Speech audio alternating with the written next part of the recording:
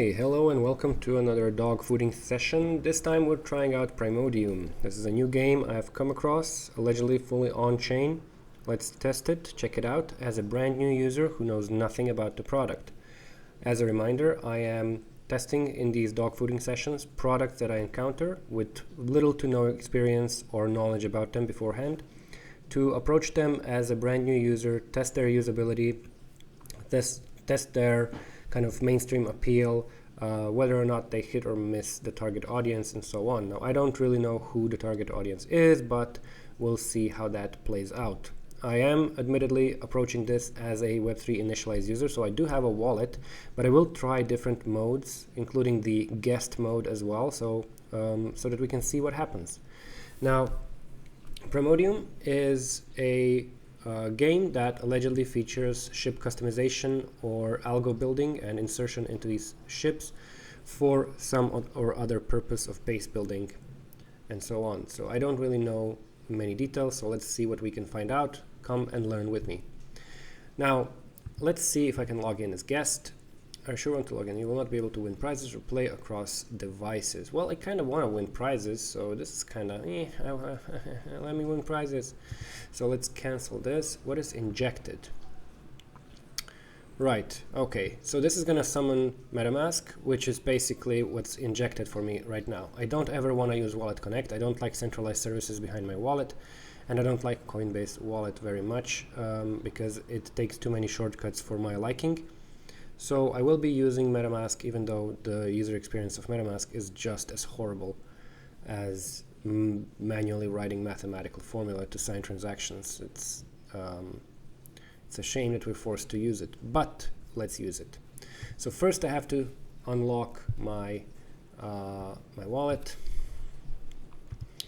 So let's do this. Let's unlock MetaMask and make sure we can use it.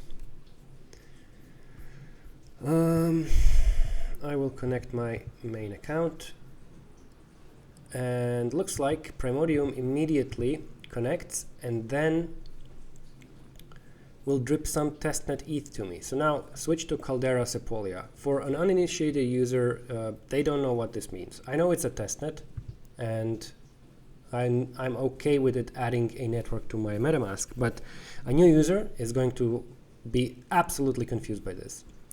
So the nice thing is that in Web3 in general, there's this thing you can do where you actually can use a network without being connected to it. Now, without being connected to it in the wallet extension, you can just hard code the RPC you want to connect to in your app so that you don't bother users with these RPC switches. Another alternative method is to go with account abstraction and basically handle all of the transaction execution behind the scenes on your server, but this is not very Web3. So I fully understand the dilemma here. It's very, you have to choose between being complicated or being user-friendly, which is then very Web2, and this is all entirely the fault of MetaMask, which does not allow you to sign messages and transactions for a network you are not officially connected to in the extension itself. Even if the network RPC is hard-coded on the website, MetaMask will not allow you to sign a message unless you also switch in the extension, which is a huge UX breaker across the board and makes the whole space much less safe, much less comfortable to use. So let's add this network. Next up, we will switch to it. Now we switch to it. All right, now let's play. So let's see what happens. So first thing we are asked to do is to, interestingly, submit a transaction. Now, clearly, because this is on a testnet, this is reasonably safe. I don't really care about what I execute on this testnet.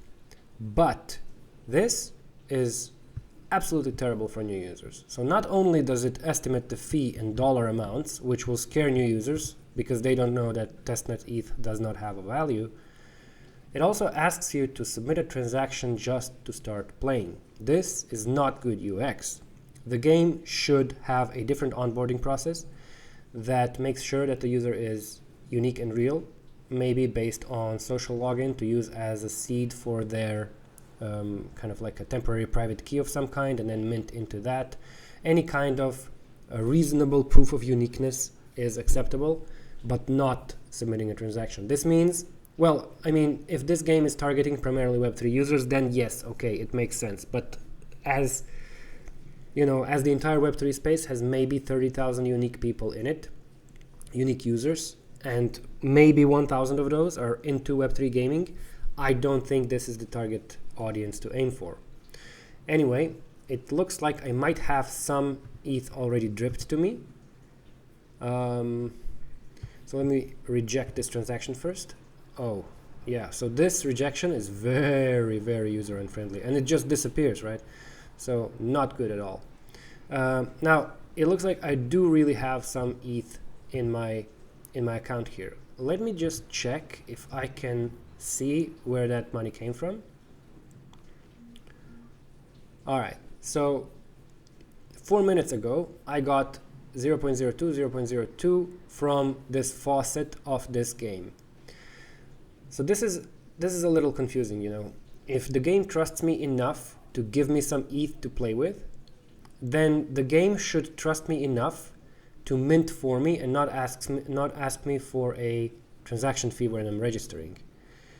When this goes onto the mainnet, I don't expect the game to pay my transaction fees. I don't expect this airdrop on the mainnet. I expect a different onboarding flow. Now, whether or not that's going to be a bridging flow of some kind, or even a credit card onboarding flow where you can just buy your way into the game, I don't know. But this can't work. This doesn't scale to production. So I don't know how they intend to handle this. Anyway, moving on, let's try this again. Play. Now I will be asked to sign a transaction again. Confirm. Let's see what happens after I do this. Transaction is processing, and still processing. Error, transaction failed. Clearly not a good start. Let's see what failed. So now my transaction should be visible in the Explorer. Scanning new transactions. Come on, you can do it. Let's see if it's visible in the history of the wallet. Batch call pending. Interesting. All right, so the actual event for transaction failure fired or timed out in the wait, but the batch call is still pending. Looks like it's still in process. So if I look at this transaction, it's not found. It looks like it wasn't submitted by my wallet. At this point, I have no idea what's going on. As a new user, I'm completely lost. My access to the game has failed, and I will be closing the tab and leaving and not trying again. As I am a power user and very persistent, within reason, I will try to investigate this a little more to see what's actually the problem. Granted, the Denkun upgrade for Ethereum just went through, so this might be related somehow to that upgrade if it also happened on this chain, but it shouldn't be because the airdrop was successful 6 minutes ago, so that shouldn't be the case here. Yeah, they shouldn't be connected actually. All right, let's refresh, see if any new transactions show up. Nope, nothing new. Let's check MetaMask to see if anything showed up here. Nothing here. What if I speed up this transaction? Let's see if I can speed it up. Speed up, submit. Now let's see if it's going to execute. So now we're waiting for MetaMask itself to propagate this transaction to the network. Once it's propagated to the network, one of those nodes that is producing blocks for this testnet should include my transaction in a block, which means that the transaction will be executed. However, it doesn't look like this is being propagated at all because I can't really find it on the Explorer. Oh yes, no, I can't. So it looks like the transaction is not being sent out, and it seems to be stuck on MetaMask. It seems to not be sent out of my wallet, out of my MetaMask account. So the way to solve this is to first clear the history of MetaMask so that it becomes unstuck. This is a nightmarish process that MetaMask predictably did on purpose, I guess. So I think, and I'm going to try and get this from the first go. I never remember where it is. Settings. And now let's check general. Yeah, no, it's not here. Failed. Advanced is clear activity tab data. So by clearing this, I've actually lost the pending transaction here. Then, just to be on the safe side, I will now turn off my MetaMask, and then I will turn off my MetaMask, and then I will turn it on again. So off, on again, then I will unlock it again.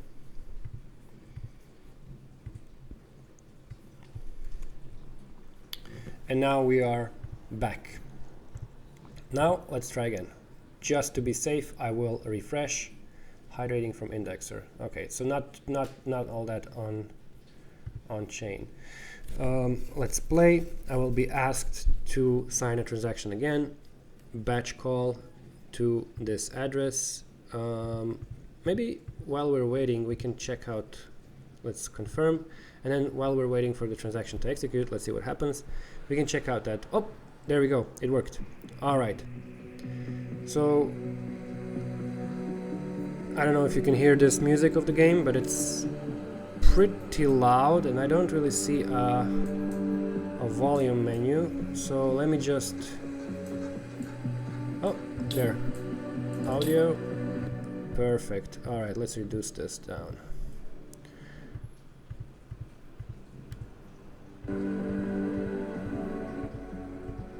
All right, that sounds good.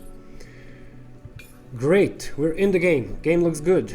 Looks great. Yeah, love this stuff. Love the style. Let's see what's happening. So, oh, there's a chat. There's a troll box. Beautiful, beautiful, beautiful, beautiful. Nice. Let's see what we can do here. So this is a game. This seems to be my main base. I can upgrade it for some copper or whatnot. Yep, and iron for expanding. This is still too loud. Get it down. What else can I do? Resources, objectives. What is this? Hide. Is this a helper guy? Is this my Clippy? Account. Ah, so this changes the top level. Account, Bruno, manage. Bypassing annoying confirmation pop-ups by authorizing a session account. This allows you to securely perform certain actions without external confirmation. Yes, I would love this. I would love this. How do I authorize? Oh, it is authorizing. I can just stop authorizing. That's good.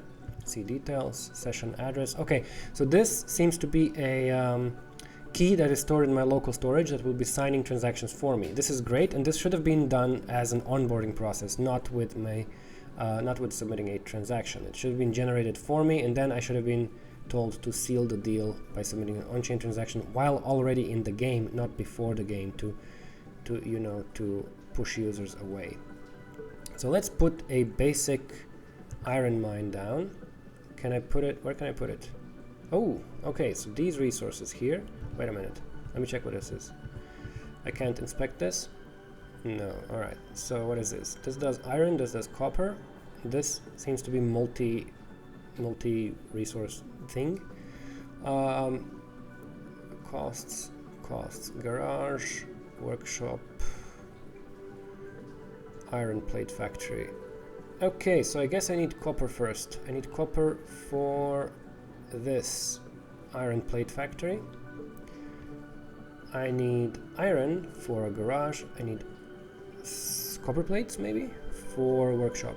Alright, let's try one iron mine, and let's try one copper mine.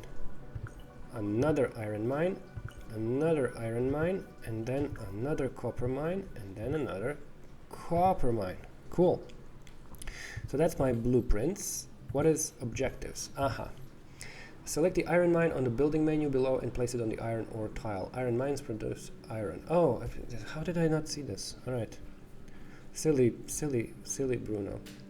Claim this. I would like to. All right. I would like to claim these rewards. Thank you. I feel very successful. Oh, this is an on-chain operation, but it's being signed by the key that's in my local storage, by my session key, so that it doesn't require confirmation from MetaMask. This is great. Let's also claim this. Next up, we have building an iron plate factory and a garage. I need to wait for the resources to be mined before I can do this. What do I have now? I have some of the resources, which means I can now build a garage. Let's put it here. How long until it's built? Where do I see the build process? Oof, that was fast. Well, nice. Alright, so I can claim building the garage. This is fine, and I get as a reward something that looks like a spaceship. So we'll see what that is. Now I've claimed this reward. Defeat pirate base. Alright, gonna fight already. Sounds good. Build workshop. Alright. Not enough resources. I need these iron plates, I suppose, and for this I need some copper, so I'll wait a little bit for this to build. Meanwhile, I'll check out my resources menu. So this tells me what I'm mining and how fast. Units. I have my units. I don't really want to chat, so maybe I can minimize this. My units are here. I have lightning craft 1, so I guess I can do space battles. Owned asteroids 0, owned fleets 0, and there's a chat and custom with the nuke icon. Very scary. Let's see the star map. Select the star map on the top of your screen.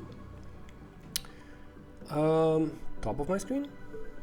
You mean bottom of my screen? And then choose the red tinted pirate asteroid and send units to attack and raid. Alright. Ooh, this one. This looks really nice. I love it. Droid infested. Quantum moon. Doesn't really tell me much about who's there. View. Ooh, look at this. Wait, what? That didn't work. Is this mine? Which one is mine? Oh no, this is mine. Bruno.eth. Okay, well, pirate, this one. Okay, so this is pirates. Alright, so I can now own fleets and choose the red and send units to attack and raid. How do I send units to attack and raid? Let me see.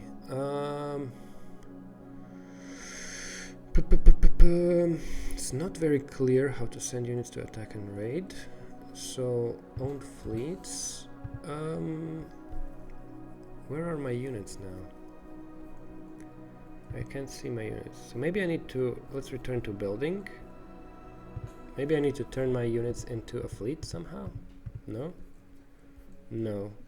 Alright, well, this is ready to be built, so I'm gonna do this. Meanwhile, let's go to the star map. Add fleet. Okay, add fleet. New fleet. Well, bro.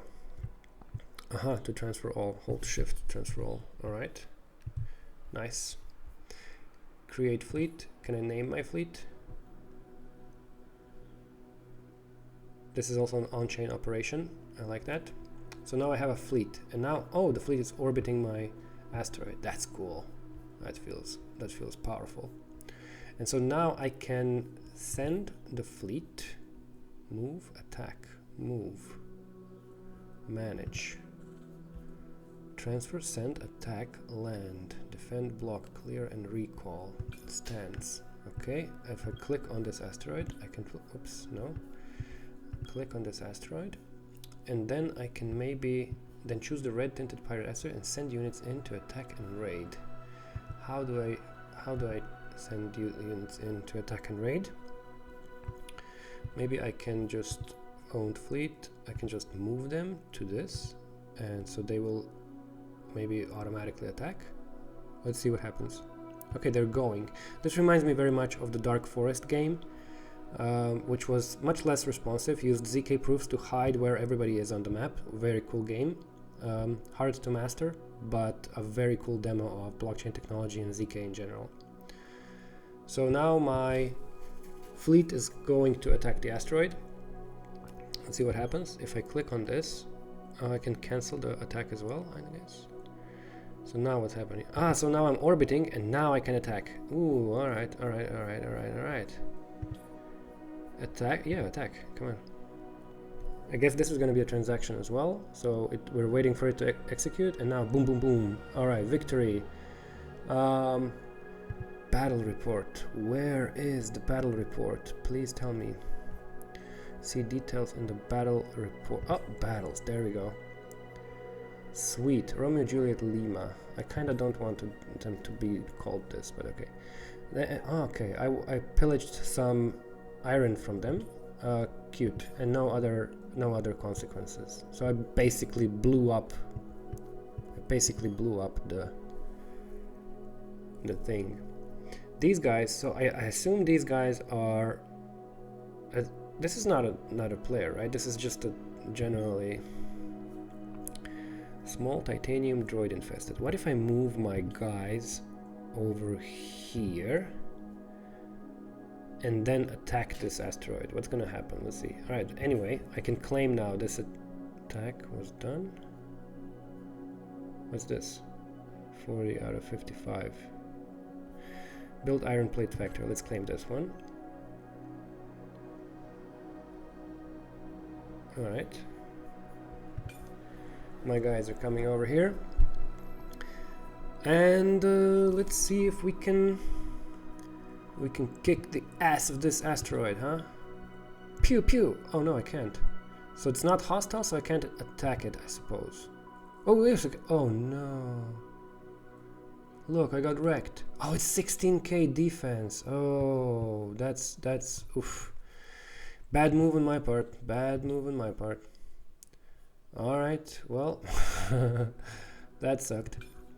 So this is weakened now a little bit, is it? No, I don't think so. Okay. Wait, what? How's it orbiting? The fleet is dead. Recall. Back to building mode. Let's see what's up there. We are done with our work. Wait, what? Defeat Pirate Base 1. Didn't I do this? Oh yeah, I did. Okay, let's claim this. Pew pew. Pew pew pew. Let's go. Oh, it's claimed. Okay. So I need to build workshop and defeat Pirate Base 2. This is the other red asteroid thingy. Meanwhile, I am mining. This is my stash of stuff. I can... Not enough resources. I need metal plates. Am I producing metal plates? I am. Okay, so I need metal plates. I'm spending metal to build metal plates. And it looks like... I wish I could see what these other buildings will need, so I know what to build more of. But I can expand my main base, right? Yeah, I can do it. Alright, so this looks like an incremental building game where I will constantly be building new resources to build stronger stuff, to attack stronger planets, and to expand more and more. I'm not exactly sure if this is a PvP thing, so upgrade units. It's cute.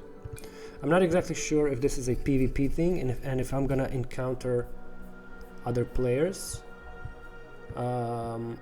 These all seem to me to be randomly generated. Oh, snap. Yep, I will encounter other players. Okay. Well, I guess I'm gonna be playing around with this a little bit. This seems cool and exciting. All right, so once we got into the game, once the onboarding process was finished, it was pretty easy to understand how the game works and how the game is supposed to be played. I'm not 100% sure how much of this is on-chain and how much of this is on-chain and how much of this is off-chain and reliant on indexers and similar. Let me just check real quick. Alright, so we have a contract call failed to the world. Let's inspect the world. So this is the world contract for Primodium. Let's check out if we can see the code. We can, and so the code is public and you can check it out here. Very nice.